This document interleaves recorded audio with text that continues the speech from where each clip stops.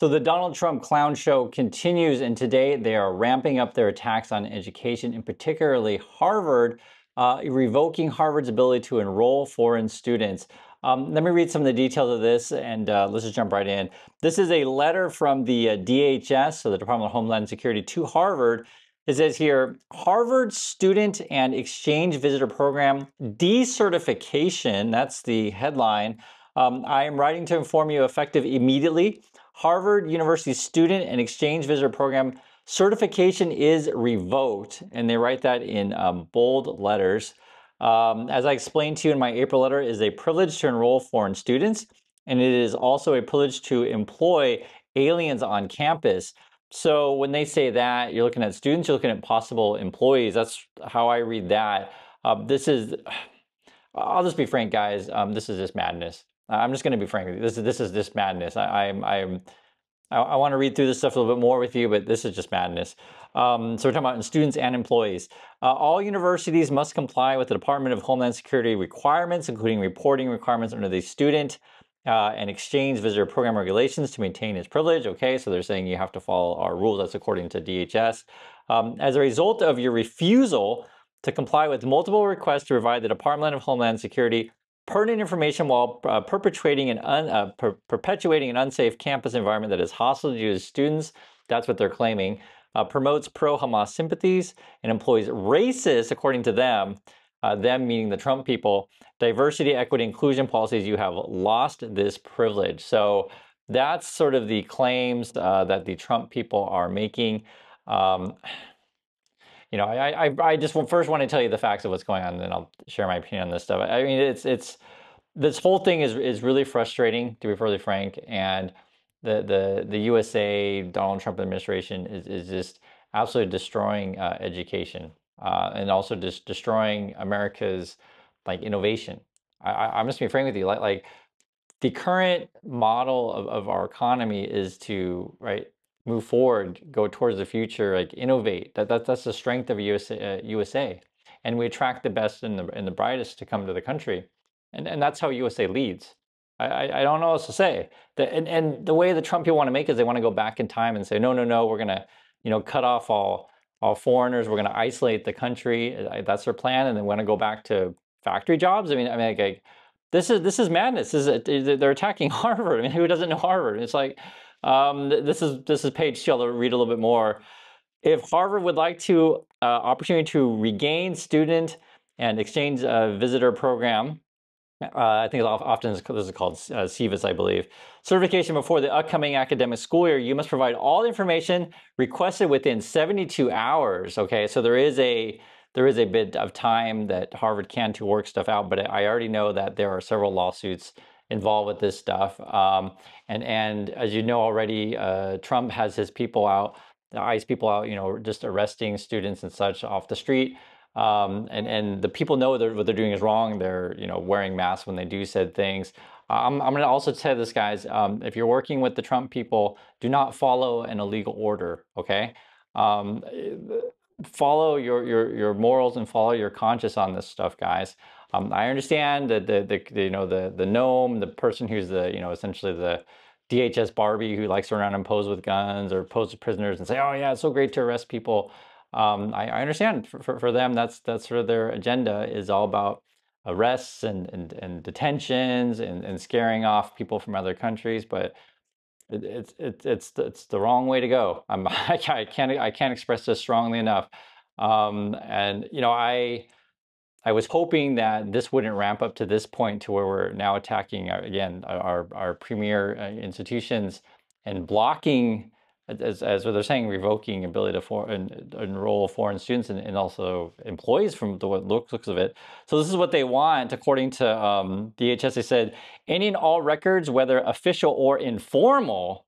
So that would probably include emails or anything. That's what it says, or maybe phone calls. Who knows? So they just want a bunch of stuff in possession of Harvard University, including electronic records and audio and video footage regarding illegal activity, whether on or off campus, by non-immigrant student enrolled in Harvard in the last 5 years.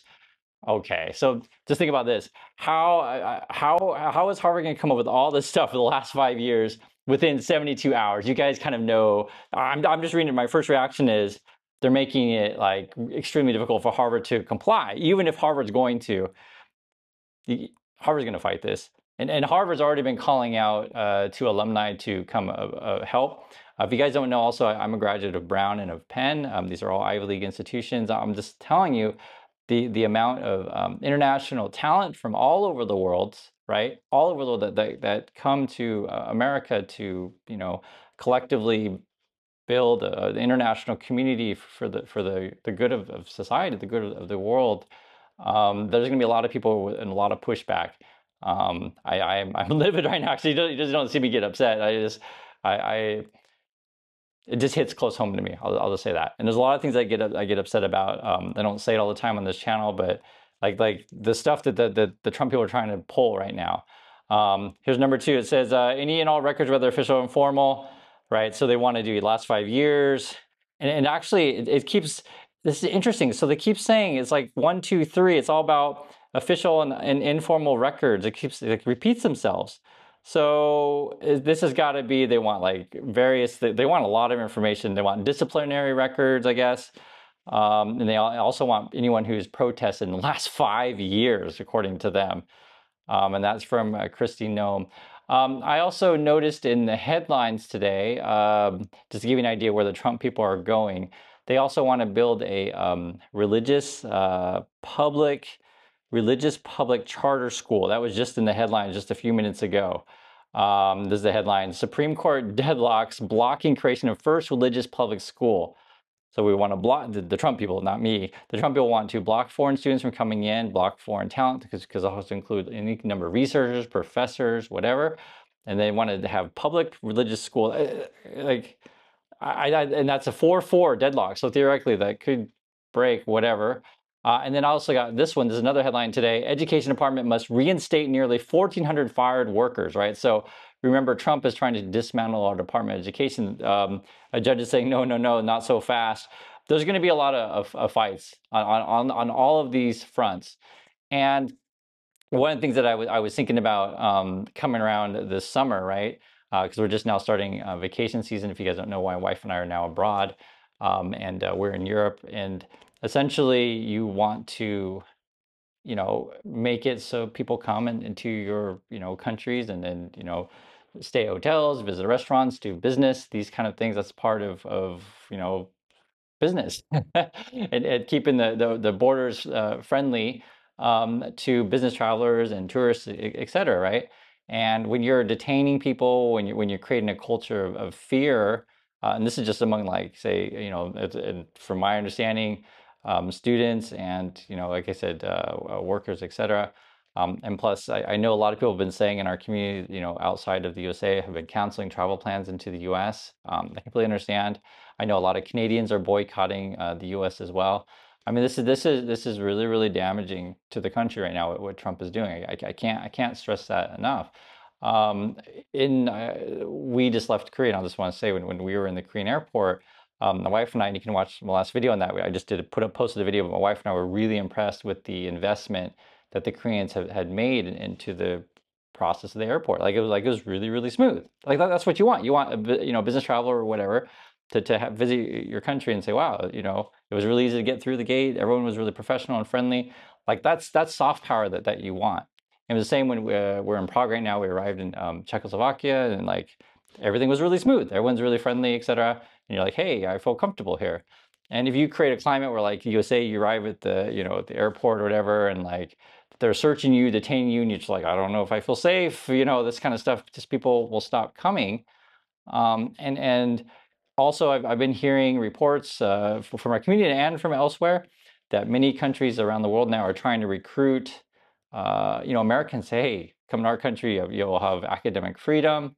We'll support you, in education and research. We won't attack you. It is opposite of what Trump is doing, and I think you're going to see a brain drain here. Now, to be fair, though, I don't want to say that this is completely end, because you're messing with Harvard, right? If anyone has a legal team, and if anyone's going to be able to rally support, it's going to be Harvard. And Columbia has been under attack. Penn, where I went to school, is under attack as well. And what's so ridiculous about this stuff and hypocritical.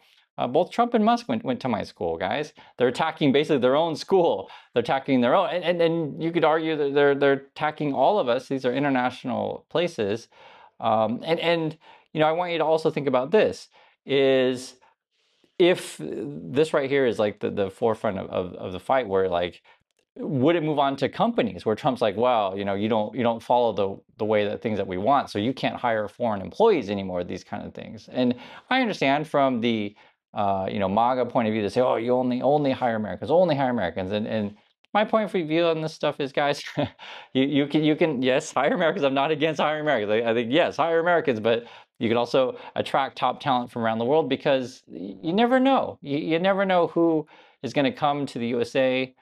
Could be American, could be international. You don't know who's going to find the cure to cancer, who's going to develop that new technology that's going to better all of our lives, who's going to develop new innovations that's going to be for the good of all of us. And it's not just like looking for that, say, diamond in the rough. It's just the daily interactions and keeping the sort of interrelationships going.